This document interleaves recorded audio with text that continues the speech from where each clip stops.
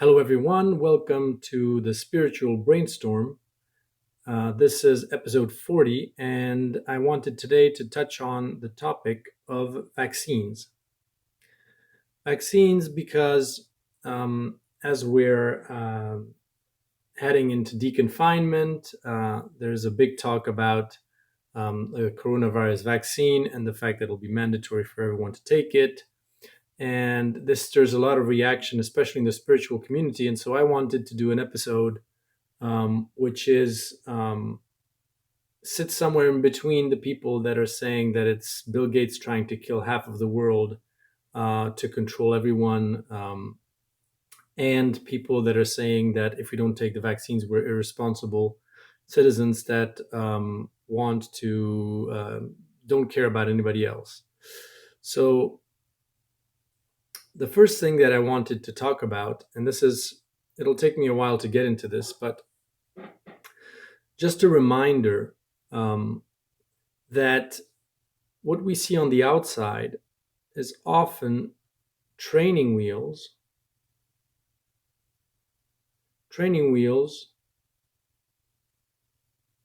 to help us learn how to use something that we had on the inside already.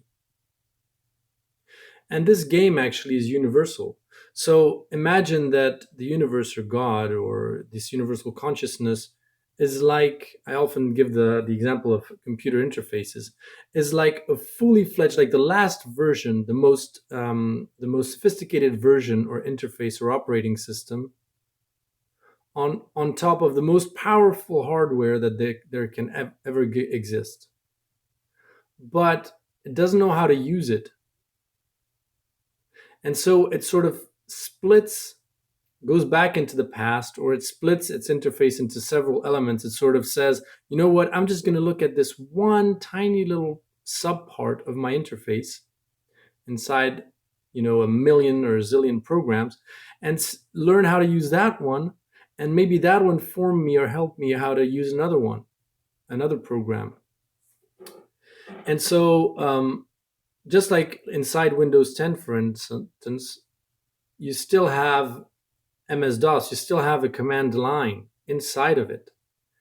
And you can run it on inside, and then that sort of helps you understand more how Windows 10 is built and how it works, because it's still built on top of it. And so what I'm saying here is that basically vaccines were one way to help us reconnect with more natural things the capacities that we had and that we forgot. Like, for instance, connect to morphogenetic field to heal more in a better way, or in a more efficient way than taking medicines or whatever. So, first of all, morphogenetic field. What is this morphogenetic field? That's based on the work of Rupert Sheldrake, which I really invite you to check out. And his theory is basically that all species are sort of connected to a field of information which is specific to their species, and they feed in information to that field, and they download information from that field as well. So we're both emitter receiver, and this is akin to, like, some people would call this the human collective or the collective unconscious. It's called that's something that Carl Jung used to say. But it's just to say that everything is not DNA based, everything is not physical based. There's some information that actually goes in and out into something that is a field and not something physical. A bit like if you were emitting like radio waves with your brain or whatever, or something like that. Or each cell was actually emitting its own kind of information. I don't really know which part of you is actually emitting it, if it's your energetic body, or if it's your physical body, if it's your brain, if it's your heart. I don't know what the connection device is, but just his theory is that you basically feed information into a field, and DNA is just like in a library. You have like a reference to a book and the page number, like page 26. Um, it's like a sort of a reference library to go into that morphogenic field and say, oh, for repairing the liver, go check out this volume, page whatever, and then it downloads the information and um, it does what it has to do, like the body heals basically. But DNA only contains a tiny fraction of the information. It's not all of the information, which is unsurprising because given the complexity of the human body, it would be crazy to think that absolutely all the information is contained on how to form a bone and how to form an organ or whatever. It's more like the DNA includes code saying once you're forming the organ, this is where you have to look. And this is the specific organ or specific feature that I want you to download so that you have a unique nose and unique features or physical features that are different from but similar to your other fellow humans. So what I mean by reactivation is that imagine that, and this is linked to consciousness growth, imagine that humanity kind of forgot completely that this even existed. Does that mean it has no more effects, that it's no more active, no longer active? Well, it is, but it's active on a subconscious level. And this means that our conscious level interferes with this because we believe that it doesn't exist and that everything is physical based. Then it's the same as basically imagine if you had you stop using your left arm, you just let it swing by your side like this. Well, it's not going to disappear, it's still going to be there, but it's going to be atrophied. I don't even know how to spell that, but anyways, it's going to be atrophied. The muscle mass is going to melt. Your joints might also get kind of, you might get problems in using the joints. And imagine that the arm, you only use it like motor reflexes. Like if you get bitten by a mosquito or you get stung or something, then you have this jerk of your arm that just happens automatically. Or during your sleep, for instance, it happens, it's used automatically. But during your conscious, when you're awake, you don't use that left arm. Well, it's not like if it's not there, but it's not like if it's there either. So it's this kind of in-between thing where this morphogenetic field has always existed, but our ability to tap into it has been how should I say, influenced by our level of consciousness and awareness of it. And denying it and being in a pure materialist belief system interferes with the benefits that you get from this morphogenetic field.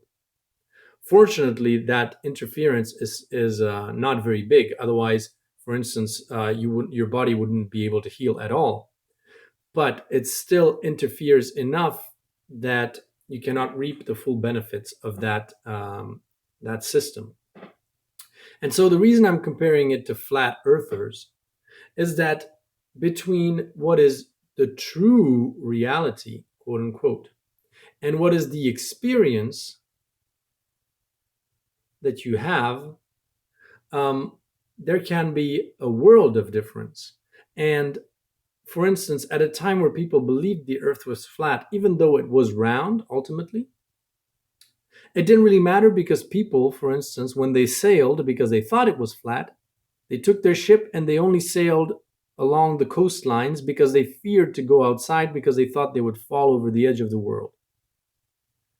And so it's as if your consciousness, because of your beliefs, is limited to only viewing a portion of reality. And regardless of whether that reality exists, yes, sure, it affects you. That is, for instance, you still get fish that go into your consciousness bubble, and you still get tornadoes and things that happen that sort of are initiated everywhere and then enter your consciousness bubble. But your experience with that consciousness bubble is the same as if it were true, as if the earth was flat, with just things that enter into it without your knowing.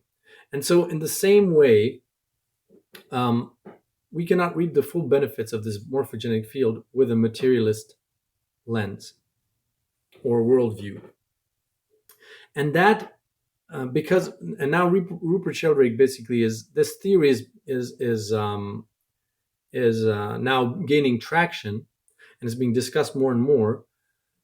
And this part of it's part of this awakening that simply we enlarge our consciousness to include a broader perspective, which completely changes our experience as well. And so, how does this relevant to vaccines? Well, vaccines are like a bridge between a world where we understand nothing about how diseases spread, and then you devise a materialist understanding of how they spread and how the body sort of manages to heal itself. And that is the bridge to go towards the morphogenetic field belief, which is just expanding again your consciousness and your understanding a bit beyond. So vaccines basically is you take a strand from a virus, you sort of dumb down a virus, you break it down into subcomponents which are very weak, and then that normally is designed to trigger your immune system to be prepared for when the real thing happens, and then you don't develop the symptoms, and your immune system is kind of ready to deal with it. Now that is the materialist way of preparing your body for dealing with new information in the form of the virus or anything else, any other disease that it has not encountered yet.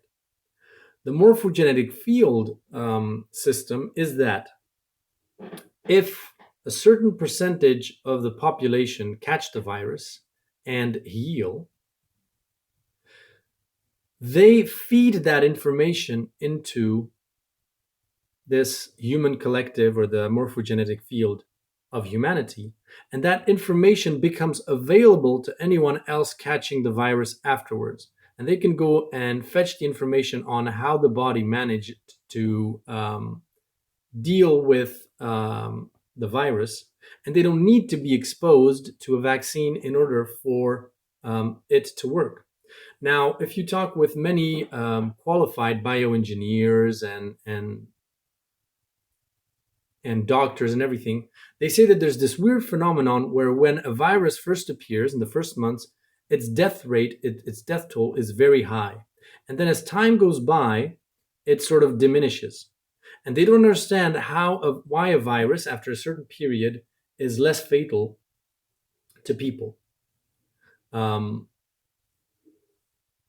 than when it first appeared. And the answer, if you have a materialist lens, you cannot explain it.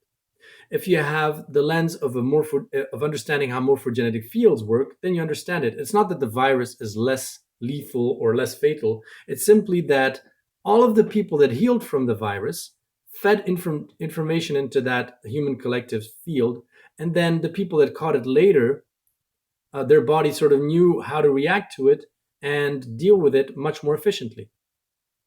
And so vaccines it's not that they're good or bad, it's that they're an antiquated way to do things. That's all. It's like saying, it's like comparing MS-DOS to Windows 10. Oops. It's not that one is good and one is bad. It's that what you can do with MS-DOS is very limited. What you can do with vaccines is very limited. And it has some side effects. For instance, in MS-DOS, it's just that things are going to take much more time.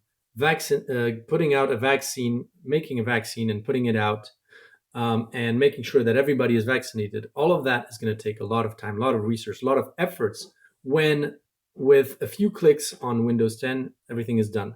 If now, for instance, everybody and every sort of human being shifted their beliefs and understood and really recognized that this morphogenetic field worldview is an expanded version not the definite version, because obviously God, it's infinity. So this is just one step in our understanding of how things work in our infinite evolutionary journey. But the next step from where we are now, which is materialism, if everybody changed their beliefs to this, mark my words that the coronavirus would quote unquote disappear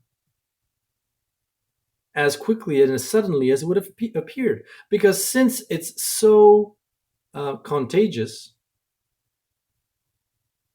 then the number of people that catch it goes up exponentially and really fast, which means the number of people that heal from it and feed into the human collective the experience of their healing also is exponentially quick, which means that also the people that can benefit from that experience also goes much faster. So the fact that a virus is highly contagious is actually a good thing in a way, because it means that the healing experience is much more quickly available to people across time. Um, but so this part of this awakening, where we are all awakening, oops, I can't really write anymore. Jesus.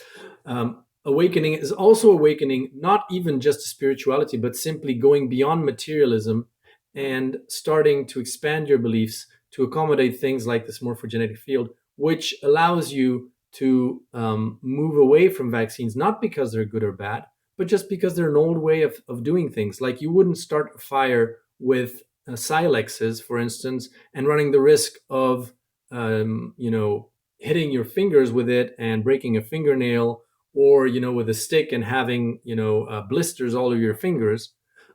You'll just take a lighter. And by the same token, you won't use vaccines because they also carry certain amounts of dangers and side effects. Now, again, using morphogenetic field as a way of understanding vaccines, you could say that vaccines have exactly the same kind of they follow the same process as the actual virus, which means when people are being tested with the vaccine in the first stages, the side effects are higher in the first few months because their body doesn't know how to deal with all the side effects and all the crap that they put in there. But as more and more people get vaccinated and manage to heal from the vaccine or deal with the toxic substances and the poisons and all kinds of other things like aluminum and all that stuff that they put in the vaccines, they're not necessarily good for you, all the synthetic stuff. As more and more people are receive the vaccine, they also feed into the morphogenetic field the instructions for the body for getting rid of all that stuff and getting rid of the vaccines and getting rid of the side effects, which is why very old vaccines that have been used for 20 years are safe. Well, of course, if they've been used for 20 years, then the collective unconscious, the morphogenetic field, has the information on how to heal and how to prevent those side effects from happening. The problem with the coronavirus vaccine is not that it's a vaccine per se, it's that it's new and never tested before, and that it's going to be rolled out really fast. And so this brings me to this point about being anti-vaccine. Well, are you anti-MS-DOS? Are you anti starting a fire with silexes and with sticks? It doesn't make sense to be anti. It's just saying that it's an old and antiquated way of doing things. It's just like you wouldn't drive an old timer car from the end of the 19th century because it's dangerous, because it's unreliable, and that you have a higher likelihood of something going wrong, the brakes not working, and you having an accident on the road. But you're not saying it's bad per se. It's just antiquated, and we're now ready to do things better, like modern vehicles, that have airbags and all kinds of safety features, which is the same as basically tuning into the morphogenetic field in order to heal more better from the virus than taking a vaccine, which you understand is redundant. Because if your consciousness, if at your level of consciousness, you have moved on and your beliefs have moved on from materialism to something else, this becomes available to you much more readily. And so it's not that vaccines are a bad thing, it's that you don't need it anymore. You have access to a better way of doing things, more efficient way of doing things. And you can tap in to the experience of all the people that healed successfully from the coronavirus without needing this, without needing vaccines. But the reason why I put beliefs there is that for those people that don't buy into the morphogenetic field, then the morphogenetic field is going to be the same as, again, this left arm that you ignore and that you leave dangling on the side of your body. It's not going to have the same effects. It's going to censor part of the information coming in, or it's not going to be as efficient. And so they will probably need vaccines, and they will probably also suffer from very severe side effects, which again will push people to an accelerated awakening. So that's the kind of moderate stand that I want to share with you here. It's not being anti, putting this all into a broader perspective, understanding that for people that still have materialist beliefs, they will not be able to benefit from the morphogenetic field, and so they will likely need the vaccine. And so my position, at least with regards to the vaccine, is that I don't want to take it. I will resist forceful vaccination, but I will refuse to be vaccinated in a smart way. That is, I will wait for those that are materialists and don't have access to this morphogenetic field information for healing, take the vaccine first, be the first ones to do it, and lead by example. If they think it's so important to be vaccinated, well, they should be vaccinated first. And that means they will get the most severe side effects. And because whether they like it or not, morphogenetic field is a reality, their experience of having those side effects is going to be fed into the morphogenetic field of humanity, which means that the vaccine for coronavirus after 6, 7, 8, 9 months will also be much safer to take. And so I'm not going to resist it in the sense that I'm going to burn down the state and camp in my like just bar the door and buy guns and make sure that if somebody tries to come with the virus with the vaccine to vaccinate my family, I'm going to shoot on sight.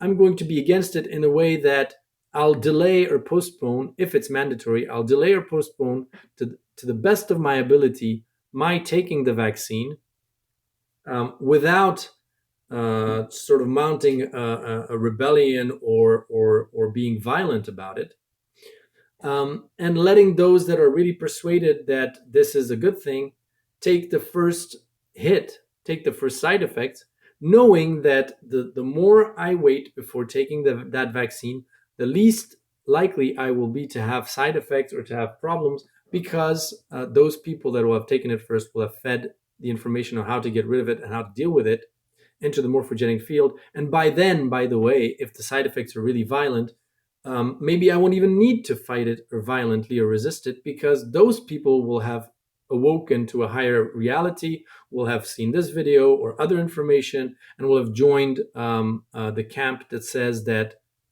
this whole vaccination, mandatory vaccination, is a scam, and maybe more people are actually dying from the mandatory vaccination than from the disease itself. So I hope this was helpful. I hope this helped put this whole vaccination issue into broader perspective, not seeing it as good or bad, but just an antiquated way of doing things in our on our road as materialists in expanding and expanding and expanding our consciousness to be able to tap into more and more of what we already have as resources. So yeah, any questions and comments, welcome. I don't know when I'll do the next live. It's been a tough ride these last few weeks, because I'm still feeling these whole energies of transition and going in and out of a state where I'm like half depressed, and then everything is beautiful, and then nothing makes sense, and I don't want to do anything. Happy to hear your thoughts and exchange, and hopefully you found this really interesting. And talk to you next time.